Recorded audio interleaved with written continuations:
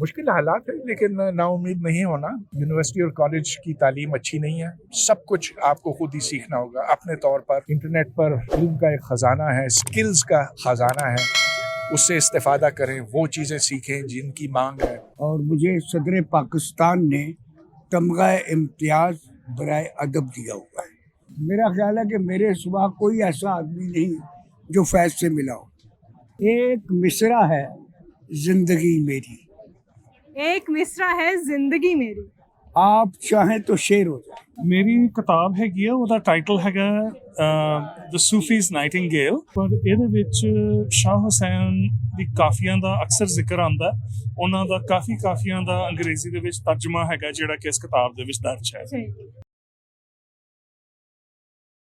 مشکل حالات ہے لیکن نا امید نہیں ہونا. یونیورسٹی اور کالج کی تعلیم اچھی نہیں ہے.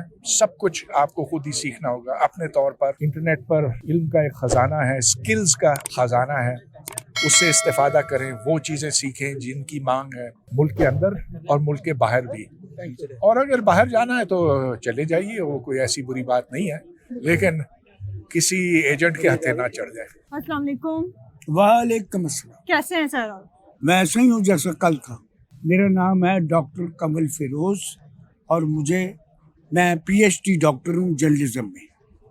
اور میں نے ایلنوائی یونیورسٹی نیو یارک سے جرنلزم کیا پی ایچ ڈی. اور مجھے صدر پاکستان نے تمغہ امتیاز برائے ادب دیا ہوا ہے.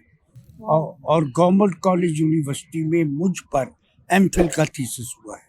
آپ پر ایم فل کا ہاں, تھیسس؟ کمل فیروز فن اور شخصیت کے نام سے ایم فل مجھ پر ہوا.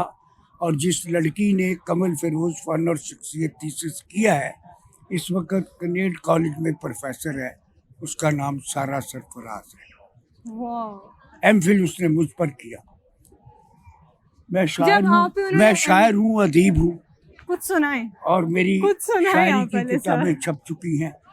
ایک شعر جو میرا بہت مشہور ہوا ہے, انڈیا کی ایک ٹی وی اینکر نے اس کے بارے میں کہا کہ اس شعر میں کمل فیروز نے پرپوز کرنے کا شعری طریقہ بتا دیا. ایک مصرع ہے زندگی میری, ایک مصرع ہے زندگی میری, آپ چاہیں تو شعر ہو جائے. واہ کمال ہے. دو مصرعوں سے ہوتی ہے. ایک مصرع ہے زندگی میری, آپ چاہیں تو شعر ہو جائے. کمال. دو مصرعوں سے ہوتی ہے نا, بالکل شعر بنتا ہے. بالکل تو اس نے کہا پرپوز کرنے کا شعری طریقہ. بالکل. میری بھی رائے یہ ہے ایک مصرع ہے زندگی میری, آپ چاہیں تو شعر ہو جائے. تو اس طرح ایک اور شعر ہے میرا کہ یوں ہی آنکھوں میں آ گئے آنسو, یوں ہی آنکھوں میں آ گئے آنسو, یوں ہی آنکھوں میں آ گئے آنسو, جائیے آپ کوئی بات نہیں. کمال ہے. جائیے کوئی آپ. بات نہیں. اس نے سوچا بھی کیوں رو رہا ہے, اور میں نے کہا یوں ہی آنکھوں میں آ گئے آنسو, جائیے آپ کوئی بات. کوئی بات نہیں. بہت تو اس طرح میں کہتا ہوں زندگی کا ماٹو یہ ہے میری, لیو لو اینڈ لاف. لیو بہت خوبصورت لو بات کی اینڈ لاف, یہ میری زندگی کا ماٹو ہے. ہمیشہ خوش رہو, ہنستے رہو, ہنساتے رہو, جیتے رہو, جگاتے رہو. ڈاکٹر صاحب آپ کو فیض فیسٹیول میں آ کے کیسا فیل ہو رہا ہے؟ فیض صاحب, یہاں میرا خیال ہے کہ میرے سوا کوئی ایسا آدمی نہیں جو فیض سے ملا ہو. فیض صاحب, ہم ابتدائی جب ہم نے شاعری شروع کی تھی, فیض صاحب رہتے تھے ایچ بلاک مال ٹاؤن میں.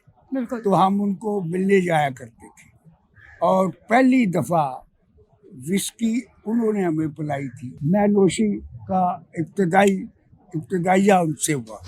اس طرح فیض صاحب بہت اچھے شاعر تھے اور ترقی پسند شاعر تھے. اور ان کو جب انجمن ترقی پسند مصنفین اور کمیونسٹ پارٹی پر پابندی لگی تو فیض صاحب بھی گرفتار ہوئے, کیونکہ میں بھی انجمن ترقی پسند مصنفین میں جوائنٹ سیکرٹری تھا. میں بھی گرفتار ہوا, ظہیر کاشمیری, فیض احمد فیض, خیال امروہی, اور ہم سب کو گرفتار کر لیا گیا اور ہم سینٹرل جیل لاہور میں رہے. डॉक्टर साहब, फैज अहमद फैज साहब के साथ आपकी सबसे खूबसूरत याद क्या है जो आप अभी तक याद करते हैं कि नहीं वो जमाना वही था? फैज साहब बड़े हंसमुख शख्स थे। मैं बाई फेथ क्रिश्चियन हूँ और उनकी बेगम एलिस फैज भी क्रिश्चियन थी और उन्होंने फैज साहब से शादी की लेकिन क्रिश्चियन ही नहीं। उनकी कब्र आज भी मसीही कब्रिस्तान में मौजूद है, एलिस फैज की। तो इस तरह अब ये मुनज़्ज़ा और हाशमी और सलीमा हाशमी उनकी बेटियां हैं जो जहाँ सब कुछ हैं। सर, ये फैज फेस्टिवल है तो आप हमें फैज साहब की कोई भी एक शेर सुना दें, कोई गज़ल सुना दें, कोई भी एक दो मिसरे सुना दें।